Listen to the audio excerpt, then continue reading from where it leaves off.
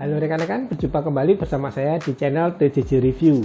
Di kesempatan video kali ini saya akan mencoba sebuah circular saw tapi modelnya cordless rekan-rekan ya. Ini juga termasuk menurut saya sih circular saw cordless yang termurah ya. Kali ini dari brand Xenon, yaitu cordless circular saw CDC S1845. Nanti kita akan lakukan beberapa pengetesan dan juga nanti kita akan langsung coba untuk pemotongan kayu apakah presisi atau tidak, performanya bagaimana. Langsung saja ya rekan-rekan ya, kita akan mulai untuk video kali ini mencoba circular saw cordless dari Xenon.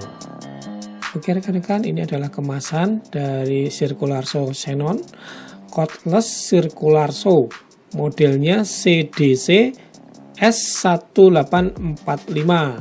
Untuk spesifikasinya, baterainya 18 volt 4 ampere 2 kali, dan untuk blade diameternya 185 mili, kecepatannya 3800 rpm, dan maksimum pemotongannya adalah 55 mm.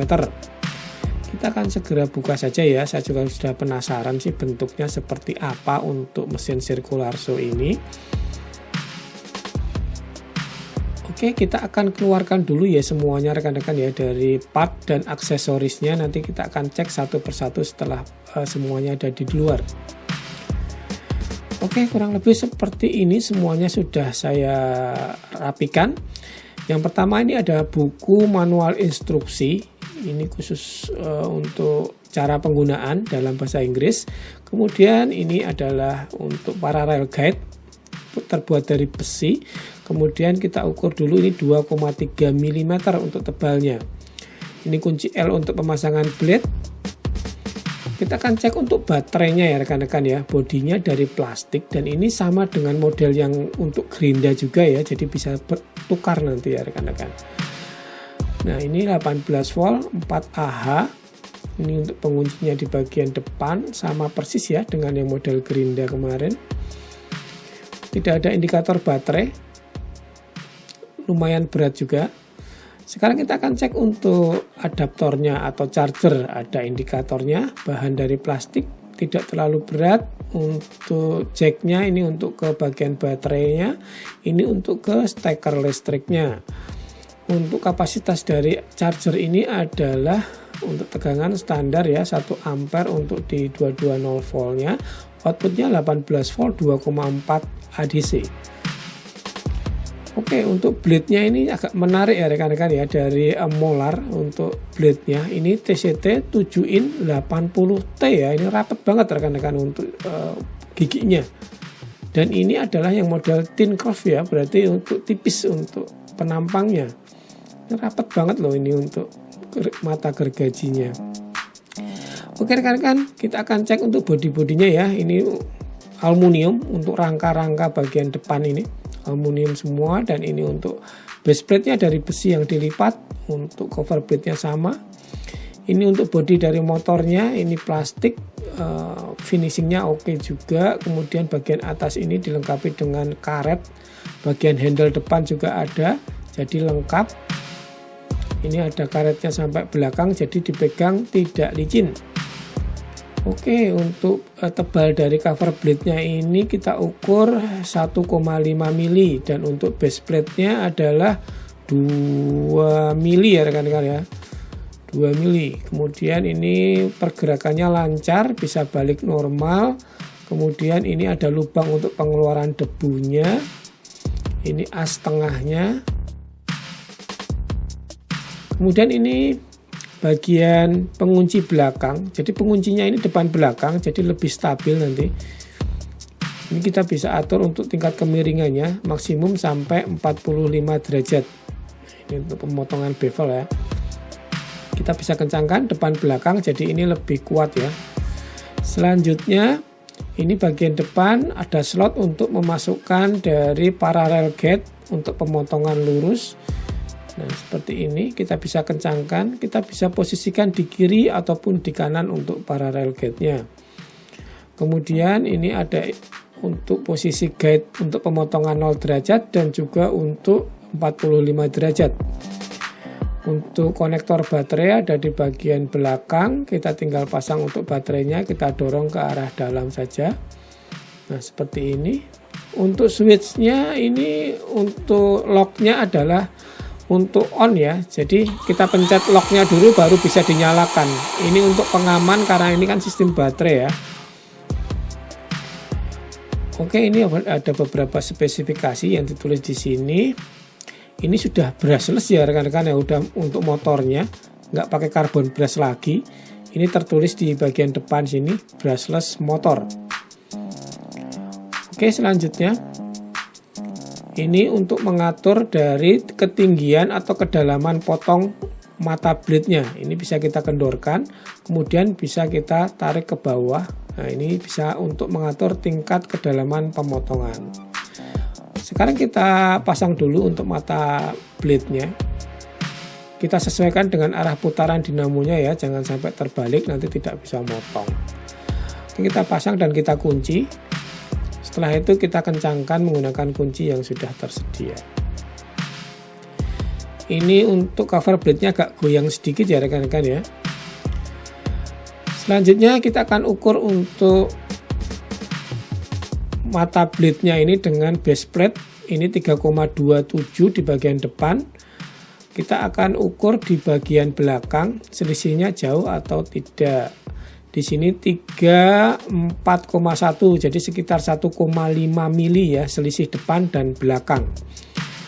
Oke, kurang lebih seperti itu untuk bodi-bodinya. Sekarang kita langsung untuk pengukuran. Yang pertama kita ukur untuk beratnya. Beratnya adalah 3,6 kilo ya, masih standar, tidak terlalu berat juga untuk ukuran circular saw. Untuk suaranya ini tercatat ada di 89 dB, masih di bawah 90 dB ya, tidak terlalu keras. Selanjutnya untuk kecepatan putaran, kita tes ada di angka 3700 rpm ya. Sekarang kita waktunya pengetesan untuk charger dan baterai. Kita nyalakan dulu, standby-nya ada di angka 0,3 ampere. Kemudian selanjutnya ini kita ukur untuk outputnya adalah 21 volt. Sekarang kita coba untuk cas dulu ya, untuk baterainya sampai penuh.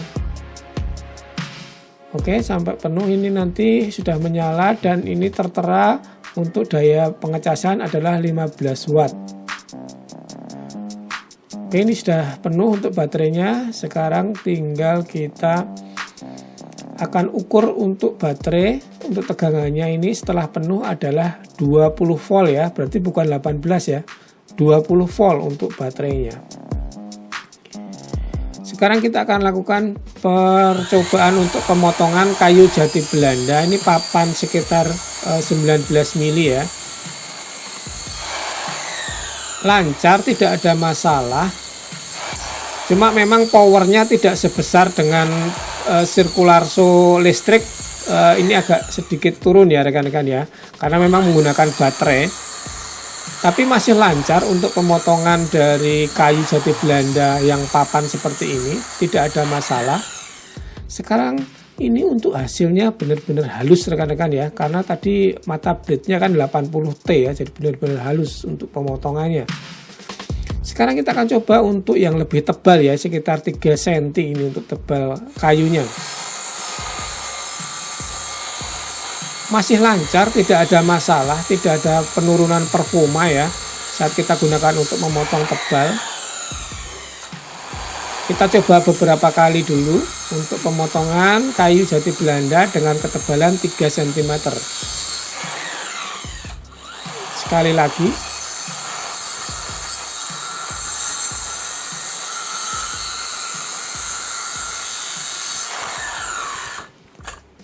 Nah, ini hasilnya juga halus ya rekan-rekan ya, untuk motong yang tebal juga sama. Ini sekarang kita akan coba untuk kayu yang keras ya. Ini adalah papan kayu meranti. Ini lumayan keras untuk kayunya. Kita akan coba kita potong. Nah, untuk kayu keras ini agak terasa ya rekan-rekan ya. Tidak seperti waktu motong kayu yang lunak tadi. Ini agak berat, tapi memang tetap bisa terpotong asal kita tidak paksa ya. Kita tetap mengikuti dari alur jalannya dari circular saw ini masih bisa terpotong.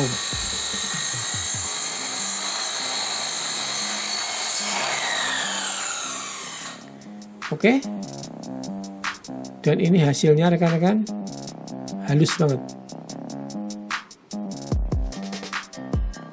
Sekarang saya akan coba potong papan multiplex dengan menggunakan bantuan guide atau pelurus. Masih bisa memotong lurus ya rekan-rekan ya, tidak belok atau banting kanan dan banting kiri. Kita ukur 27,7, 27,5, masih masuk spek ya, presisi. Sekarang kita akan coba untuk memotong miring bevel ya rekan-rekan ya. Kita akan coba saja, kita atur kemiringannya. Untuk pemotongan miring seperti ini sebaiknya tetap menggunakan guide ya rekan-rekan ya.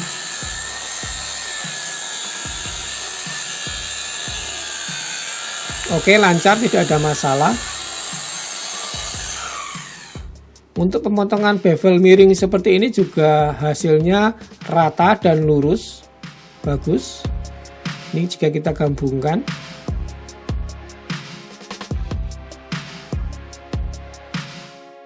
Oke rekan-rekan, barusan kita sudah coba ya untuk mesin circular saw cordless dari Xenon, yaitu CDCS 1845. Untuk kesimpulannya seperti ini ya rekan-rekan ya, setelah kita coba tadi. Untuk keunggulannya yang pertama adalah dari segi build quality-nya standar, oke, dan tidak ada masalah. Dari bodi plastiknya maupun dari aluminium, untuk rangka utamanya ini juga tidak ada masalah. Terus kemudian ini sudah menggunakan brushless motor ya, jadi lebih efisien, untuk daya baterainya juga akan lebih hemat, kemudian tidak berisik suaranya dibanding dengan motor dengan carbon brush, dan performanya juga pastinya lebih bagus ya. Terus yang selanjutnya ini ada fitur auto stop ya rekan-rekan, jadi saat kita lepas untuk switchnya, saat putarannya sudah mulai pelan, ini akan ada remnya, dia akan ngerem sendiri dan tidak berputar terus sampai berhenti, tapi ada remnya pada putaran tertentu saat low RPM-nya. Terus yang selanjutnya adalah bagian blade-nya, ini menurut saya sudah sangat halus ya rekan-rekan ya. Untuk hasil potongannya ini halus banget karena sudah menggunakan yang 80T untuk jumlah giginya. Terus yang terakhir untuk kelebihannya adalah untuk baterainya sudah menggunakan yang 4 ampere, jadi daya pemakaiannya lebih panjang.